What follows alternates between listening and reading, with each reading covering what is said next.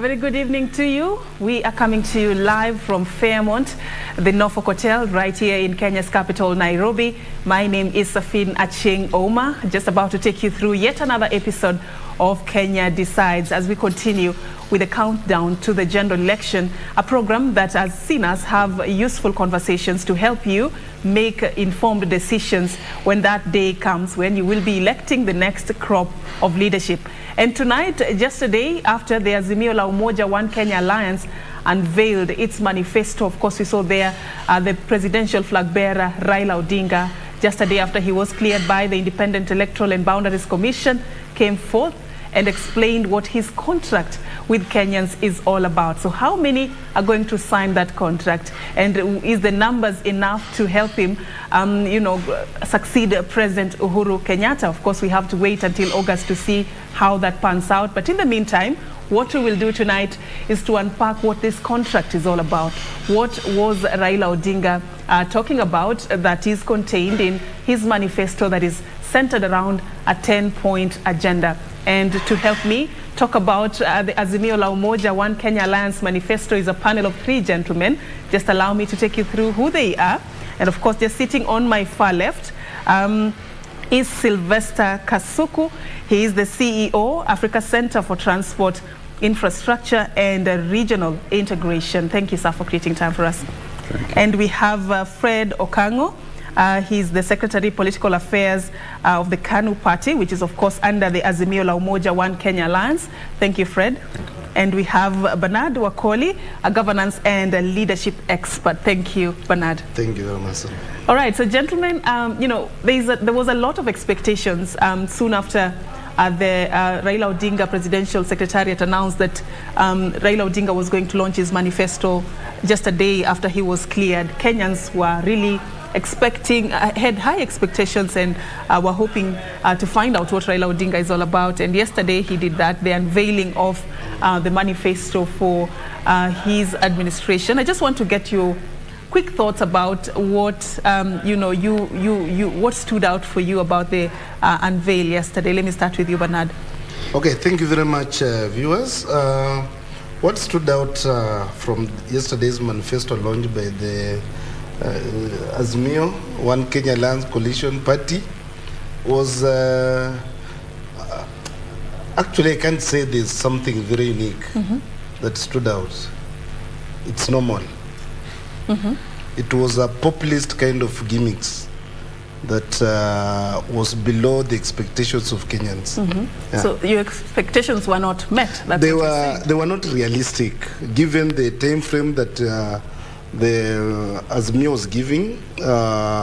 When you look at the 12 points that are to be achieved within 100 days, 100 days are 3 months, and 3 months an elected government is settling down, appointing cabinet secretaries, doing what, and here we are being told within 100 days we are going to give 6,000 shillings per household. We are going, when you look at those promises that were being given are too ambitious. Too ambitious, and the time was short. Yeah, okay, I'll give you a chance to justify why you come from that line of thought.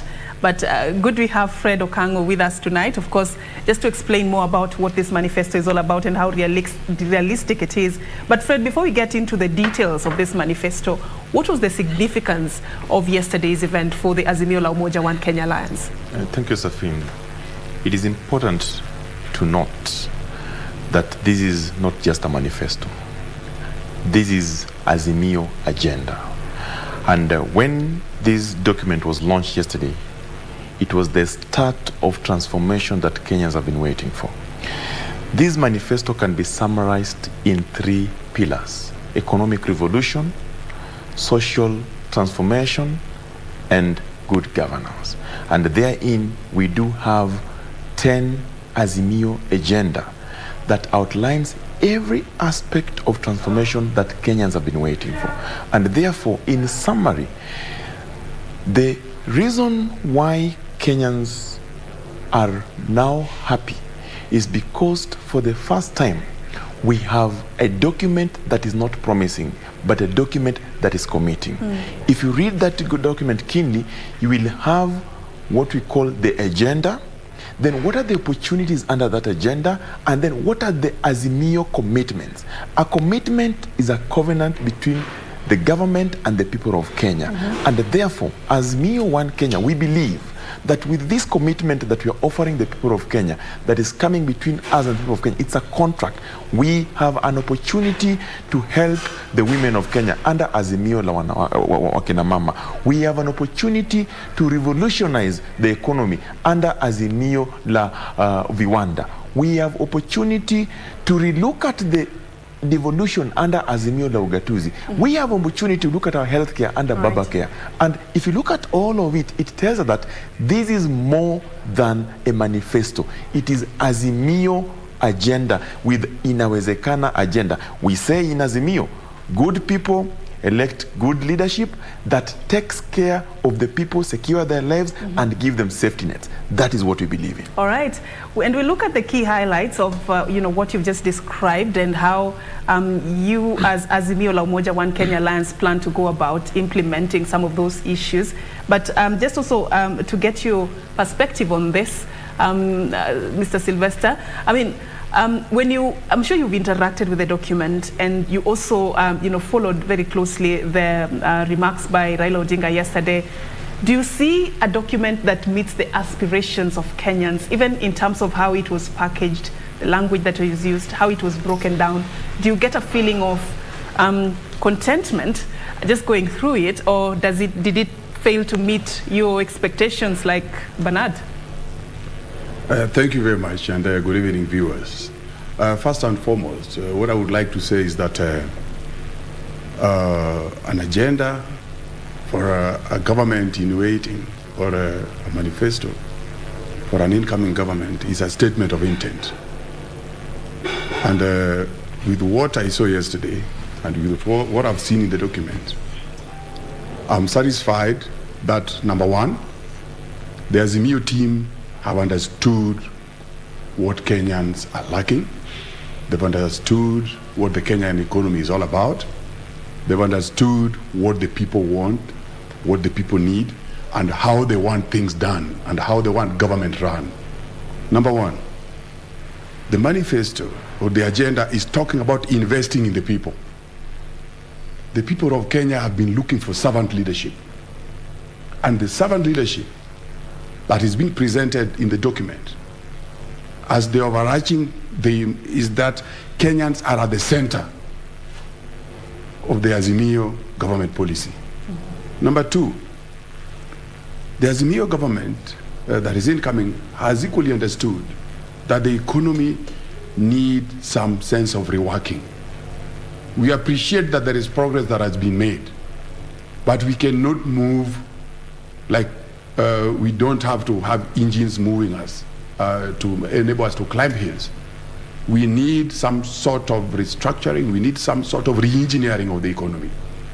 And the manifesto, the Azimio agenda, is talking about re-engineering and creating an economic revolution for shared prosperity. And as has already been said by Fred, that Kenyans are good people. Kenyans want to elect good leaders. Kenyans want a government that can enable them to create wealth.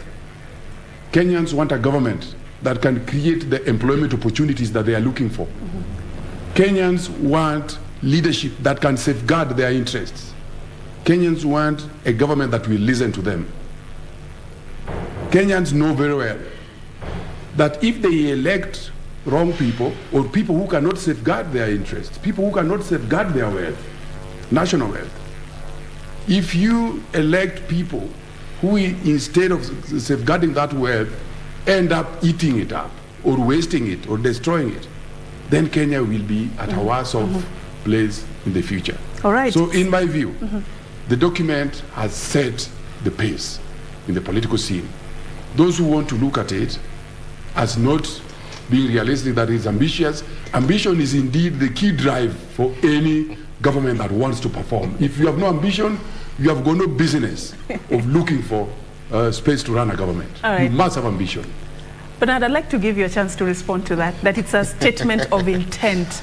That's one thing, and then implementation is another. Do you feel that maybe it's justifiable to be ambitious? Okay, it's good to be ambitious, but also ambition need to be measured. This is not the first time that we are looking at manifestos. Parties come up with manifestos towards every election year. And I was privileged in the last 2017 election to be part of the technical committee that prepared the NASA manifesto, headed by David Ndii. And what was in that manifesto, when you compare with what the Azimio One Kenya has delivered, is mainly borrowed ideas. And this was also an advancement of what was captured in 2002, the NAC manifesto. So when you look, and by that time, by 2017, when you compared the manifestos of NASA and Jubilee, you realize that there was so much similarities. But again, the issue that you are raising about what my friends are talking about in terms of setting the stage for progression in terms of transformation of the country, economic, social, and maybe political, is good for a young democracy like Kenya. But again, when we sit down to look and prepare the manifestos, this is, the way Fred said, is a contract between Kenyans, the electorates, and the rulers, the people, the leaders, the people who are going to be in a position of making decisions. But if you tell me that if you sign this contract, this will give me this opportunity, this is what I'm going to do for you. Let it be something, even the electorates should understand that once a promise is made, a promise has to be achieved. Like now we are trying to talk about the promises that were made by the Jubilee government in 2017, 2013, which have never been, accomplished. The stadiums and the laptops for children, and many more. But there are some that they have achieved. Yeah, some have been achieved. Some have been achieved, although they have been shrouded in a lot of corruption, which some money, we have lost a lot of money as a country during those implementation and achievement of those promises. Now, when you look at this manifesto, it requires a lot of resources, a lot of funds. And yesterday I listened to the Deputy President Designate, the running mate to the Azimio, Martha Karua's interview. And she was consistently asked about where the government is going to get funds to fund these promises. And she was saying we are going to seal loopholes, corruption loopholes. Corruption loopholes, corruption is eating into our money. So I'm wondering, is the money lost through corruption only, going to finance the promises that are being made? Or the other areas that the government is looking at to raise funds to fund these promises? That's fair enough. Very pertinent questions you've raised there that I don't want us to miss. And Fred, I'd like you to respond to some of those. One key issue is whether the general populace, the public, had a role to play in the crafting of this manifesto, and to what extent. And number two, he says it's ambitious. Maybe we may not be able to afford it as a country. Have you identified areas that you will tap into to fund this particular manifesto? Absolutely. First of all, this manifesto, or this Azimio agenda, is a culmination of views from the people of Kenya. If you recall, Raila Amolo Odinga stepped out in a program called Meet the People. He went into all the 47 counties and 15 regions of this country, asking them, what type of government would you want to see? He had not declared interest. In fact, at that time, people were wondering, is Raila Odinga running? But he started from Nakuru, went all the way, went to the mountain, Rift Valley, Central, Nyanza, Eastern, Northeastern. That is what he did. In those Meet the People tour, the public told him what exactly they want. That is in this document. Again, I started by saying, if you look at the document that we were very passionate about in the constitutional amendment process, a lot of issues that Kenyans raised that are very good and valid to date are in this document. And to that extent, it means this is a people-driven process. The product is a product from the people. Number two, he has said that it's ambitious, but we are also reminded that you must be ambitious to achieve what you want, and that therefore there's nothing wrong with ambition. In fact, for a country like Kenya, you must set the bar high so that you get somewhere where you want to land. Now, within 100 days, something that I love about Azimio agenda, the government, Azimio government, will for the first time declare corruption a national threat to security, because we have learned that majority of the resources that go into waste that are stolen through corruption. President Kenyatta told us openly, and I don't want to believe that President lied. The President told us that every day we lose close to 2 billion to corruption. If you do that in a year, you can actually imagine how much money that we can save to put into manufacturing and create jobs for our young people. Number two, look at the social transformation agenda, what we call Inua Jamii. People have been talking about 6,000, but for the first time we have put this in a document, and we are saying, because the Constitution of Kenya demand of us that we shall protect the most vulnerable through economic and social rights. It is a right that you cannot take away from them, and that job must be done by the state. And therefore we are saying all the vulnerable families, we shall give them 6,000 as a stipend to cushion them. But not only that, the jobless youth that are millions in this country, that for one or two reasons the Jubilee government had a challenge to secure their lives, we shall now protect them through what we call Kazi Mtaani. Then it goes ahead and says, what are we going to do in terms of economic revolution? This election is about economic revolution. Before you go on, the 6,000 that is targeted to go to the vulnerable families, what parameters are going to be used to identify these vulnerable families, and how vulnerable does one need to be considered if you read vulnerable? The Constitution of Kenya interpretation, Article 260, it gives actually who is vulnerable, who is marginalized, who is not able to support themselves. That provision is there, and therefore it is not rocket science to identify who is vulnerable. Again, look at the 2019 census report. 37 million are young people. Out of that, 18 to 35 years of age, almost over 20 million are jobless. You know what that means? That means we have a demographic trend that is productive but is not putting their the workmanship power into this economy. We must provide for that. Now, Raila Odinga and Martha Karua, through Azimio government, has tapped into that, and they're saying, let's look at the energy first, lower the cost of energy, then make it reliable, and then provide opportunities that are going to create employment for these young people. Secondly, we are saying, what are the drivers of economic revolution? Manufacturing. Then we say, we must now start from what is called Made in Kenya. If you do the Made in Kenya, you are actually creating employment opportunity for the millions that are jobless. What he's saying is, you know, they have not launched their manifesto. No, but I can tell you, I know where it belongs. He's my friend. I know he's very aligned.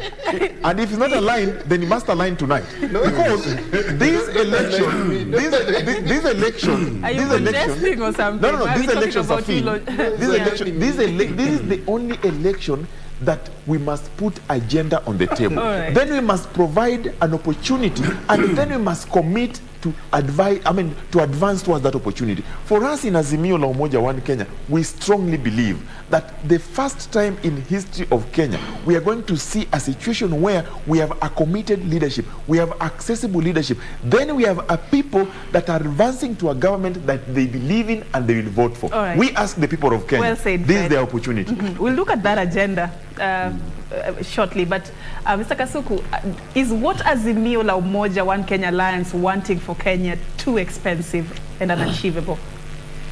Safri, I would like to tell you that what the Kenyan people want done cannot be again considered to be cheap. Matters of addressing the national economy, creating jobs, and providing safety nets for the vulnerable is not anything that you can consider as a walk in the park. Governing a government requires resources. And I would like to pick it from where Fred has put it, and I would equally want to welcome my friend who seems to be procrastinating in the middle of Valley Road. And I want to tell him that if you are on Valley Road and you say you are in the middle, my friend, you'll be hit by either of the cars. You have to decide. So they can even hit you in turns. You are hit by this one and the other one also hits you back. So please get out of the middle, all right, or the median of Valley Road. Now, let me address the matters. What has been contained in this document is actually what Kenyans need and require to be done. And we have not yet indicated the entire amount that is required for, for implementing this. But of course, I can see people are jittery. People who don't want things to change in Kenya, people who want status quo, people who want Kenyans to remain, to continue to be suffering, are afraid of breaking new ground. This document is breaking new ground. Absolutely. And in so doing, the document has clearly understood that before you can spend, you need to generate resources. We know for sure that resources are lost in this country as a result of corruption. So do we want to say that we are comfortable with corruption? We would rather be losing money through corruption, and that we better be closer to those who are corrupt, because maybe the resources will flow freely without any hindrance. We have to close the taps of corruption. Right. Okay. Wait, you asked me a question. You need to be addressed. So, number one, we have to close the taps of corruption. And those people who are afraid of closing the taps of corruption are actually people who are benefiting from it. So we cannot close our eyes and say that we will push corruption to the side. So let us address the economy. How do you address the economy if you are losing over 700 billion that you need to use for providing services to Kenyans? Number two, on social protection, we are not the only country that is providing social protection. There are others, and they've been mentioned before. What I want to say is that at the moment, the country is already spending money, about 2,000 shillings per household. What is being done is that we are upping it up, because those who are vulnerable, about 2 million households in Kenya are vulnerable. They live below $1 per day. So are we going to scrap these other provisions, or it's going to be... You need to understand so that you don't have double, sort of like a double arrangement of these social protection programs. What is the scenario here? What I want to tell you is that the Azimio government is not going to be running another government on the sides while another government is running on the other side. It is one government. So whatever is being done, if that program has now been reprogrammed to move, let's say, from 2,000 to 6,000, so we are only looking for 4,000. But you also need to understand the difference between the current provisioning of 2,000 and the 6,000 that is coming on board. The 6,000 is actually going to do much, much more. Number one, it is going to move these people from what you call economic vulnerability into economic sustainability. Number two, it will create a capital base for these families to be able to start to manage their affairs and to move out of just mere consumption into some elements of the... Sorry, just hold that thought for me. We just have to take a very short break, and we come back and pick up from where we are putting a comma on that. Allow us to take a very short break right now. This is Kenya Decides. Keep watching. Of course, tonight we are talking about the Azimio la Umoja One Kenya Alliance Manifesto. Stay with us. We are coming back with much more.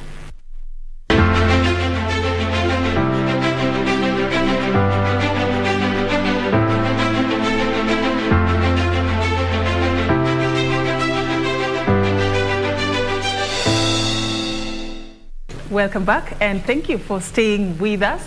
And of course, the conversation has been quite heated here in studio as we unpack the Azimio la Umoja One Kenya Alliance Manifesto, looking at how practical it is and whether it meets the aspirations of Kenyans. Does it meet your aspiration? You let us know on social media at KBC Channel 1. Use the hashtag Kenya Decides 2022. Of course, I'm having a panel of 3 gentlemen. I'm having on set Sylvester Kasku. He's the CEO, Africa Center for Transport, Infrastructure and Regional Integration. I'm having also tonight Fredrick Okango, Secretary Political Affairs of KANU Party, and Bernard Wakoli, a governance and leadership expert. Of course, on this second part, I want us now to open... You didn't give me the opportunity to talk about what you asked me. Yeah, that's why I'm saying on this second part, I want us to open up this conversation a little bit. But before I go into the nitty-gritties of what the Azimio la Umoja One Kenya Alliance Manifesto is all about, there's a burning issue that you wanted to finalize, Mr. Kasku, just to give you that chance in the interest of fairness.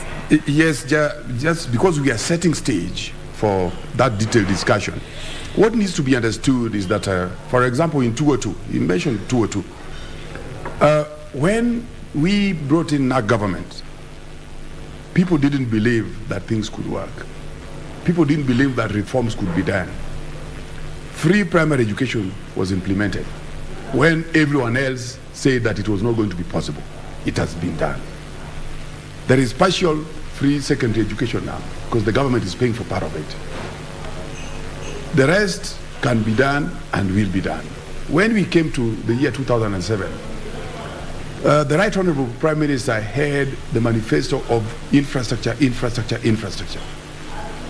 People try to rubbish it aside that it will not be able to be done, we don't have money, and blah, blah. All the usual rhetoric. A lot has been done on the infrastructure scene, and you've seen it, it has been done. We are not going to demolish what has been done. We are now going to put them into use. You do not build infrastructure unto its own self. You build it as an enabler to the economy. Going forward, where we are now, having known that Africa had always missed out on industrialization because there was no infrastructure, the human capital was not ready, there were no finances, there was no technology. Today, technology is off shelf. Today, we've already built a lot of human capacity in this country, and we have infrastructure. The time for manufacturing has come. The time for creating jobs has come. The time for generating wealth and making sure that that wealth works for the people has come. The time for Kenyans to be supported by the government, to seize the opportunities that are existing, to be able to invest in their own country has come. All right. The investments are not usually about people coming from elsewhere, but the people of Kenya want to be enabled. That enabling environment will only be found under this particular manifesto, which has already clearly indicated that the basis for this growth is investing in the people, enabling people to undertake job creation, wealth creation, and enable the economy to grow. And you take me to where I wanted us to start, and this is where even Raila Odinga started yesterday. He spoke very passionately about manufacturing. It is what is called the Azimio la Umoja. Absolutely. Yes. What opportunities was the Azimio la Umoja wing looking at when it comes to manufacturing? Because we remember it's part of the Big Four agenda. What is different with this that was not implemented before by the current regime? If you look at this document as a new agenda, you cannot read it in isolation. In fact, you must read it systemically, not even systematically, so that as a wholesome. Azimio la Umoja is providing opportunity for manufacturing in a labor-intensive environment that will create opportunities for the many young millions of people who are jobless. Number two, it's providing opportunity to establish local, industries within the country, so that you can actually industrialize this area. And then, if you look at the issues to do with power, and he just talked about it, the cost of power is so high, and that makes it difficult for investors and manufacturers to thrive. And therefore, it is looking at how do we lower and liberalize power, lower the cost of power first of all, then we can now venture into manufacturing. Lastly, it's looking at opportunities that will come with development within the areas of establishing those industries. So the whole idea that the President Kenyatta government had in manufacturing as a Big Four agenda is now an enhancement. Remember, no government comes in place to start from scratch. We are not attaining independence. We are continuing with the independence, and we are sustaining the life of Kenya through leadership that comes in place. Raila Odinga, Martha Karua, and Azimio government have identified the challenges of President Kenyatta. They are fixing that. How are they fixing that? They are fixing that through identifying opportunities within the same structures and committing to make them better. Now, look at a case in place of, because I said you can't read in isolation. Azimio la Viwanda can actually be tied with Azimio la Ugatuzi. When we say one county, one product, what is this one product that we're looking at in Homa Bay County, in Kisumu County, in Kiambu County, that can actually be the flagship product that can sustain the lives of people of Kiambu, Homa Bay, or Kisumu, and that can now attract industrialization. Then we look at the cost of power. How do the people in Kiambu consume power? Is it cheaper? Is it expensive? And how do we make it cheaper for them so that we can attract more investment and prosper through that one product? Number three, we're also looking at the issues to do with, manufacturing as drivers to economic revolution. Economies all over the world have been driven by manufacturing.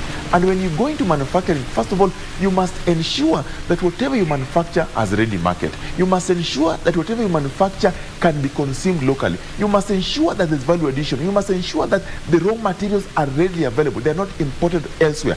That is what this Azimio la Viwanda is talking about. We strongly believe that when we look at that, then for sure we shall be attracting investors locally, internationally, and we can be creating jobs for the millions of Kenyans, because this agenda is about creating jobs.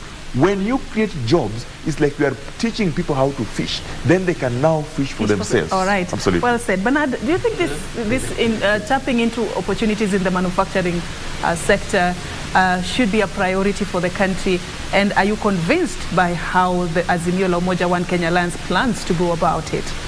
I like my friend Fred's narration.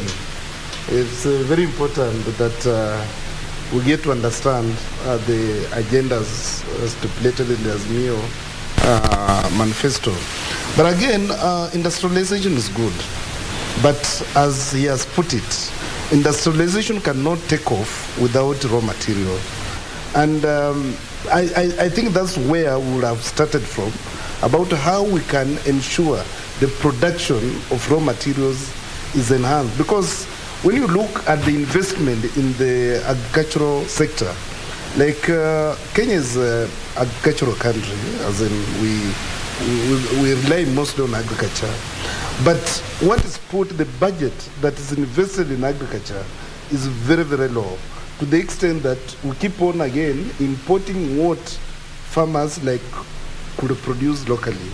So I think most of the investments, I'm not poking holes in the on what the Azimio is talking about industrialization, but we are just adding flesh on what ought to have been the priority.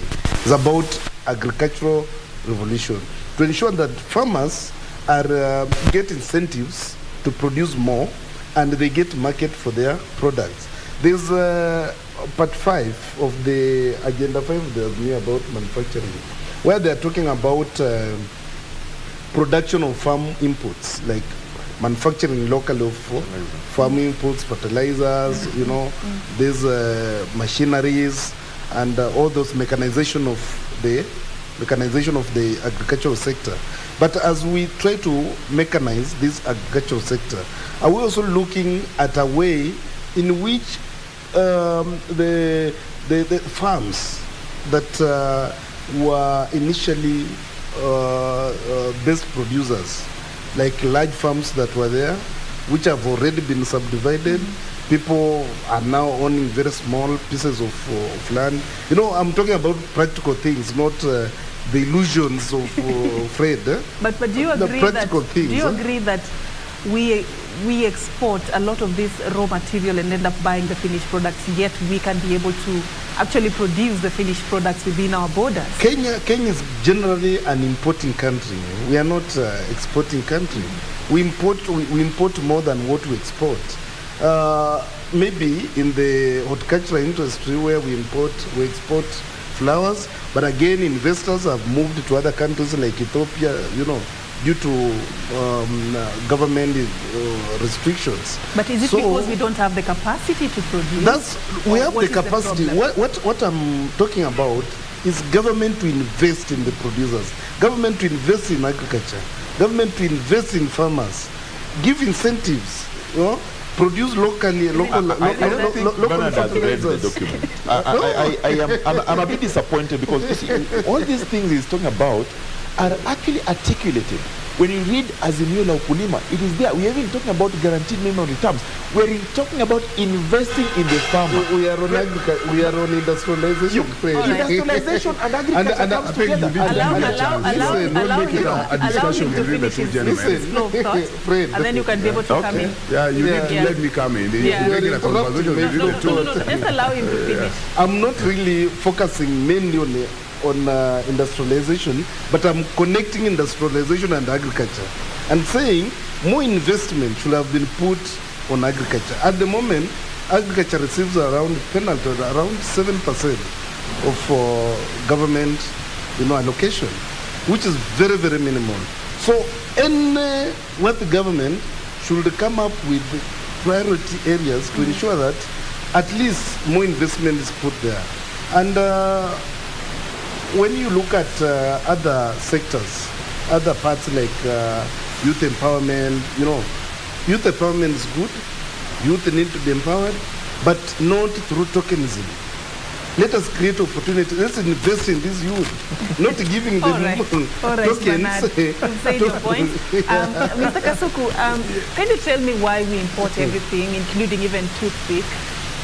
First of all, this issue cannot be swept under the carpet. Yeah. I've heard the gentleman trying to say that he's arranging his mind in a silo manner. That if you're talking about manufacturing, that manufacturing is subsisting elsewhere. If you're talking about agriculture, it is also subsisting elsewhere and there is no connection. Absolutely. What he needs to understand, and I've now just confirmed that he has not read the document, is that manufacturing has not been addressed as a standalone, but it has been addressed as the key driver of the economy. If you're talking about agriculture, you are talking about manufacturing in agriculture. Absolutely. You begin even with the inputs. Why are we importing fertilizer, yet we can produce it locally? Fertilizer in Nigeria, where Dangote is manufacturing the fertilizer, a bag is less than 2,700 shillings. In Kenya, the same bag is over 6,000 shillings. So who is gaining? Somebody, some middleman somewhere, or some leader who does not want things to be done correctly somewhere. All right. You must allow me to speak. Now, when we are talking about manufacturing, then we will therefore manufacture for agriculture so that we can improve productivity. Secondly, when we produce well, we must therefore be able to undertake agro-processing, which is again part of manufacturing. We should be able to undertake value addition. And I want to address certain key issues directly. Number one, we are currently exporting raw leather called wet blue. Go to Ethiopia. Ethiopia is producing leather. The technology for producing leather is not something that is way out of our hands. We will be able to do it in this country. Number two, we are importing over 90% of our pepper. The reliance on technology that is based on Webuye pepper mills is something that has been overtaken by technology. And I'm not saying that mill now needs to be taken away, but there are other ways of also manufacturing pepper. The sugar bagasse that is wasted in sugar factories is an input into manufacturing pepper. We import over 90% of our glass, and the construction industry in Kenya is one major activity. The construction sector is huge and it's quite, enormous. If we cannot cash into it as a people to make sure that the inputs into construction are actually manufactured locally, then we are not in the business of governing this country. All right. What I'm trying to say is that this manifesto has set ground for us to believe that manufacturing must be able to work, and it requires people who are thinking outside the box, not people who have silo minds or who are silo-minded. Fred, just on that before we go to something else, I mean, help me understand why a product that is made within our borders would cost more than the same product that comes from a country like China within the same market? Because you say buy Kenya, build Kenya, but most of these Kenyan-made products are way expensive. The cost of production. Yeah. If you look at one of the commitments that Azimio government is committing to do in 100 days, as far as manufacturing is concerned, is to waive those fees of licensing, manufacturing, business setup, all those things. The cost of power, I mentioned that. The cost of water. Water is a problem. And that's why what is, manufactured, produced locally becomes expensive, unlike what is manufactured elsewhere.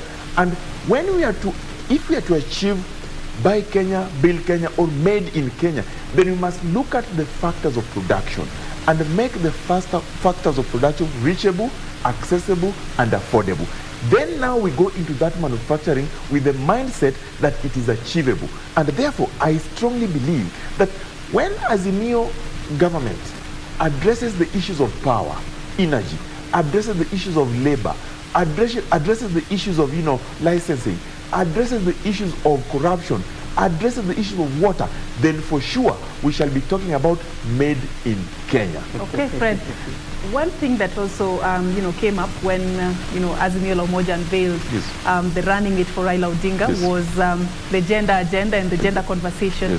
How was this extended, in the manifesto? Because there was a lot of talk about women inclusion in leadership, women's participation in some of these positions.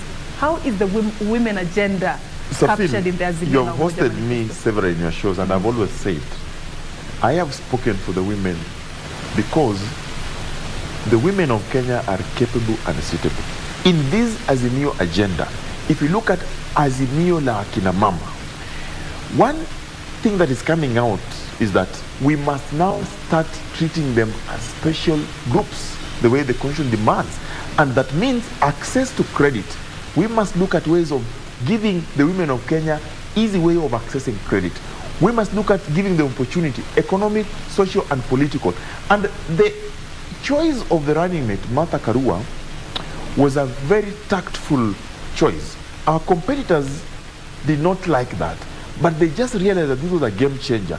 A game changer in the sense that today we have actually a woman leader at the topmost position in governance or in the cabinet that can actually push the female agenda, whether in terms of access to credit, in terms of political leadership, in terms of economic revolution, in terms of social justice.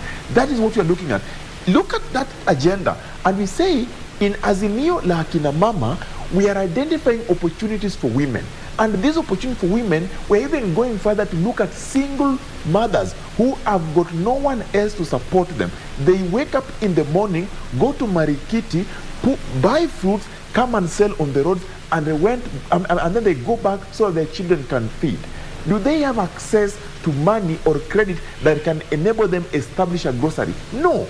That is what Azimio government is going to establish so that they can sustain themselves. Then there is the aspect of these women getting the market for their produce. Is there an environment where they can actually say, today we have a market for our mboga, today we have a market for our fruit? That is what Azimio government is addressing. So when you ask me about the gender agenda, it is very big in Azimio government because it is going also to be led by a woman leader who believes that women stand for something in this country, who believes that women are suitable and capable. We are happy that in Azimio government, other than Martha Karua, who is pushing for women and at the top, then down here also, we will have very many women who believe that in this government, they have a space. All right. That is what we are fighting for. That's what Kenya has been pushing for. We've had this before, Bernard. We have a constitution that has been termed as a very progressive constitution that has provisions, to support women inclusion. But it is how many years down the line? Almost 12 years down the line. But some of those provisions have not been fully implemented. I feel like the women of this country have been cheated. What do you think would be the best approach in making this finally become a reality for women? And is Azimio addressing this in a manner that you feel is sort of the silver bullet that the women of Kenya need? It has been a journey for women empowerment and gender equality. And yes, the 2010 Constitution is very progressive in terms of giving women the voice to speak. But the implementation of the gender bill, the two-thirds gender bill that was in Parliament, it all draws to the point of political goodwill. If we don't have political goodwill, then it can be implemented.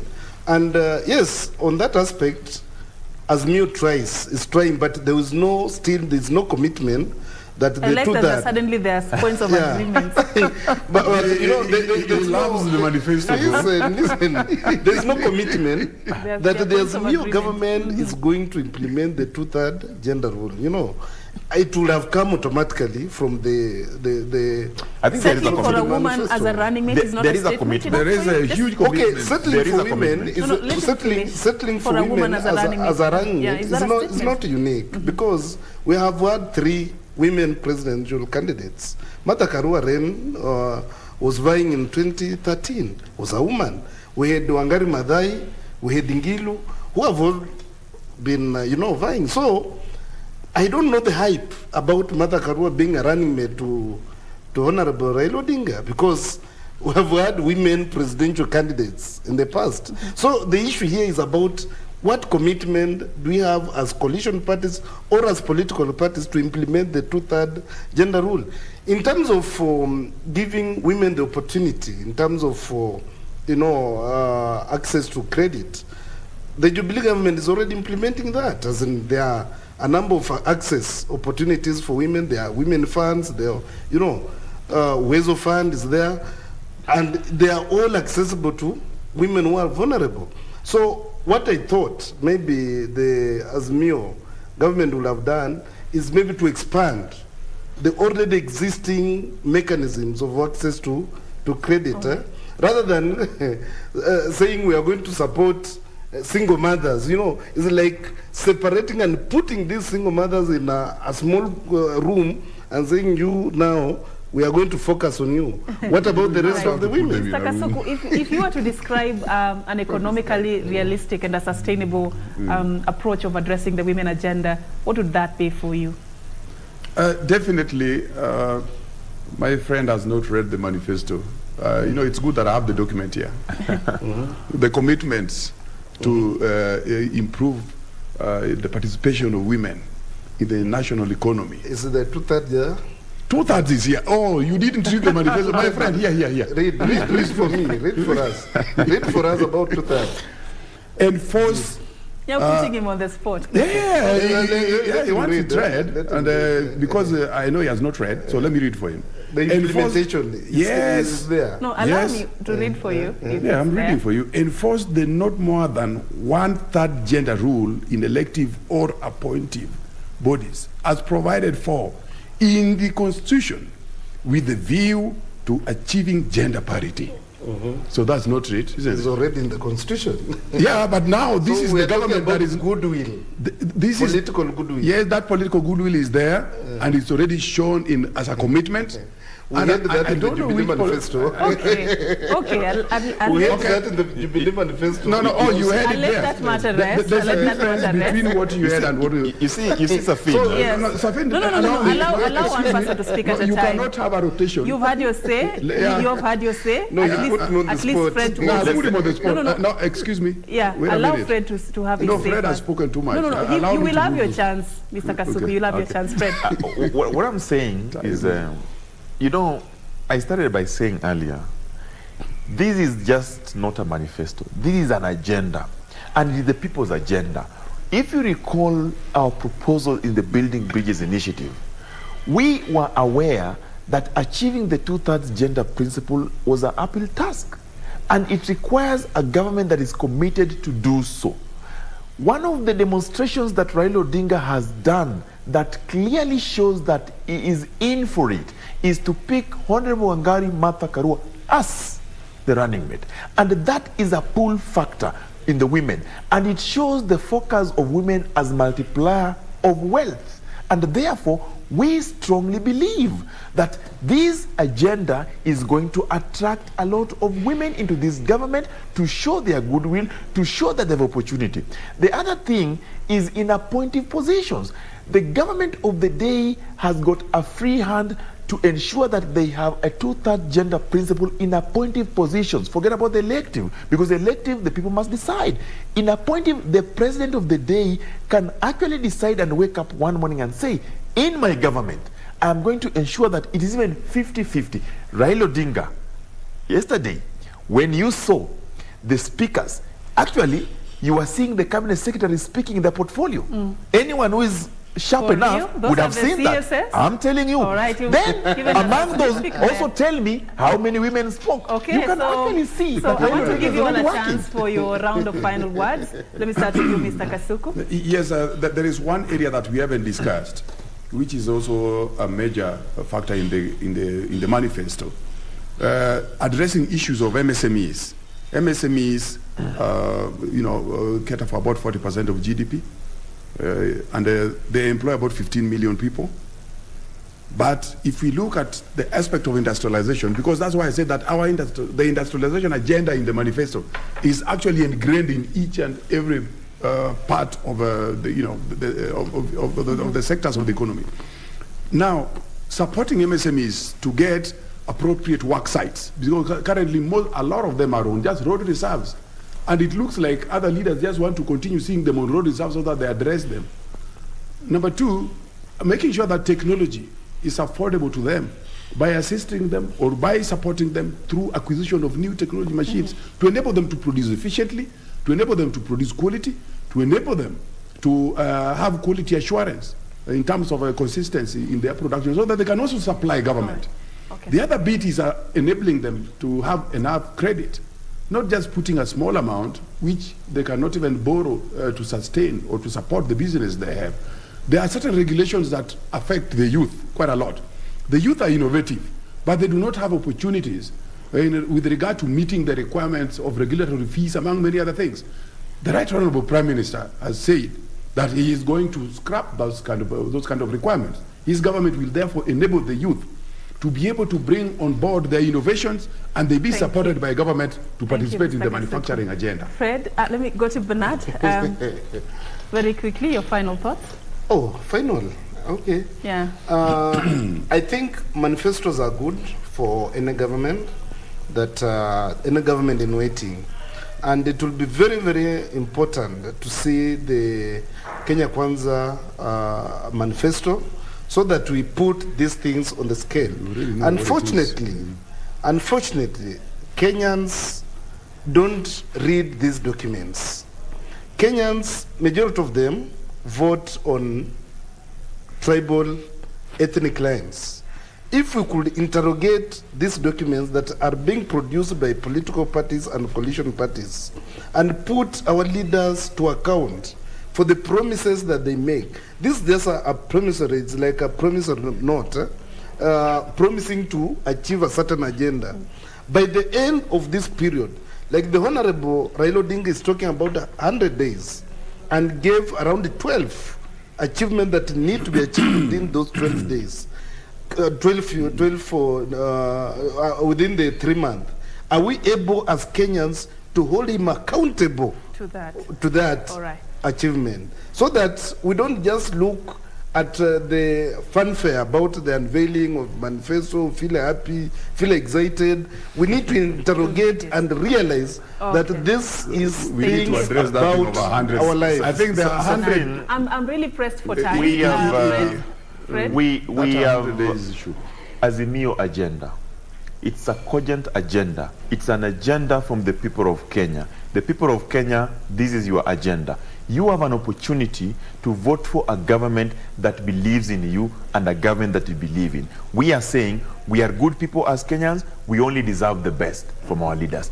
The opportunity that we have today is to ensure that we put a government in place that recognizes women, a government that recognizes that we have issues with water, a government that recognizes that the young people don't have jobs, a government that recognizes that industrialization is key in job creation. That government is Azimio la Umoja, One Kenya. We ask you to go out. And as he says that this document people don't read, our job as Azimio la Umoja, One Kenya agents is to unpack this document for you. We are going to go into every village and translate this document into the language that you understand. We shall be coming embrace us and vote for Raila Amolo Odinga, because that is the next you've answered president. my question. Thank you. I was about to ask you where Kenyans can find this in a language that they can understand, but that is well answered.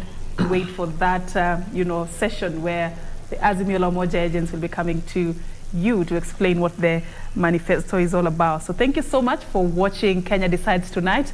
Of course, it's a 43-page document. We cannot analyze it fully in one sitting. So what we'll be doing here on KBC Channel 1 in other programs as well is just to unpack this particular manifesto and even manifestos that will be unveiled by other players in the 2022 general election for you to be able to make a better decision come August. My name is Serfine Achieng Ouma.